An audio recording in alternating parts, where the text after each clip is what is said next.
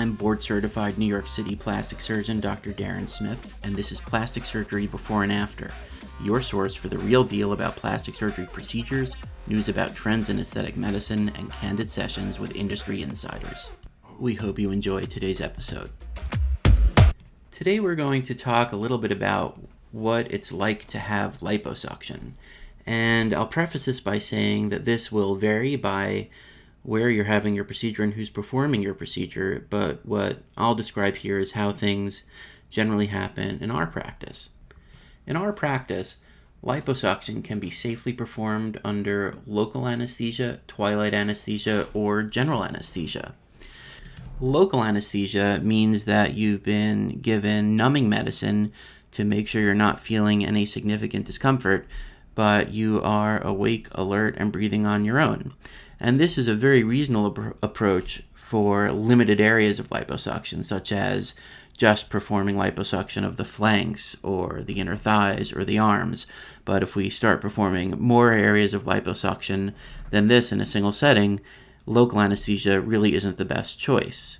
For cases in which we're performing multiple areas of liposuction, it is very reasonable to have either twilight anesthesia or full general anesthesia. In twilight anesthesia, in addition to local numbing medicine, our board-certified anesthesiologist is going to administer medication through an IV to help you feel relaxed, and you will often be in and out of sleep during your procedure. However, you will be breathing on your own. In general anesthesia, our board-certified anesthesiologist will make sure that you are completely asleep and your breathing will be assisted by a machine and a breathing tube. And these are all very safe ways to proceed, and the best choice really depends on individual patient preference and health. And this is something that we'll discuss together with our anesthesiologist to come up with a appropriately tailored plan for you. The liposuction procedure itself begins by making several well-hidden 3 to 4 millimeter incisions that tend to heal in such a way that they are very difficult to see.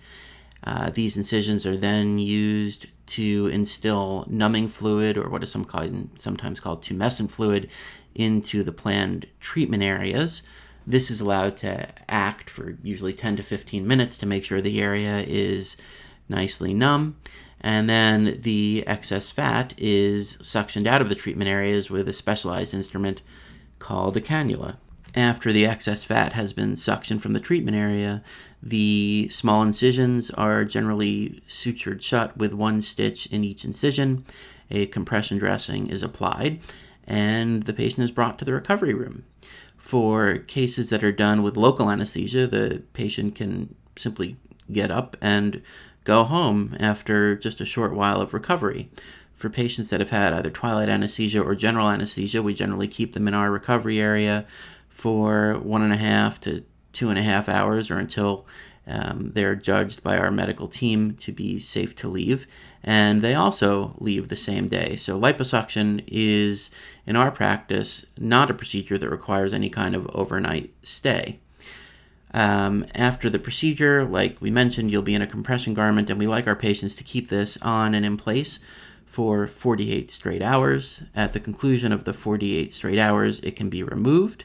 It is normal to have some oozing of the numbing medicine, this tumescent fluid, from the small incisions that generally stops after approximately 48 hours.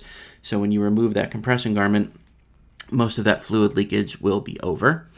And at that point, you can shower and get cleaned up and really get back to work. So a very popular option for a lot of our busy patients is to have a procedure like this on a Friday so that they can reasonably expect to get back to work on Monday. And it's also pretty reasonable in most cases to get back to the gym for a light workout on a Wednesday, in this example, if you've had your procedure on the preceding Friday. You can expect to have some bruising that will generally not last more than 10 to 14 days. You will have significant swelling, such that you probably won't see much in the way of a result from your procedure for 1 to 2 weeks. After about 2 or 3 weeks, that swelling starts to subside to the point that you can appreciate a nice difference in your contour in the regions that were treated. But it does take a full 3 to 6 months to see the final result of the liposuction treatment as that swelling goes down and your skin shrinks to fit the nice new contour that we've created.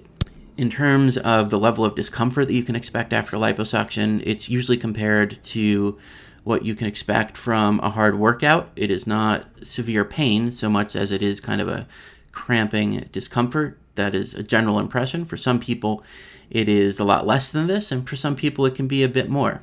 But in general, the recovery from liposuction is not particularly difficult. So this makes it a very reasonable procedure for busy professionals to undergo and achieve a really nice change. Thanks for listening, and don't forget to subscribe, share the show, and head over to DarrenSmithMD.com for more real-world plastic surgery talk.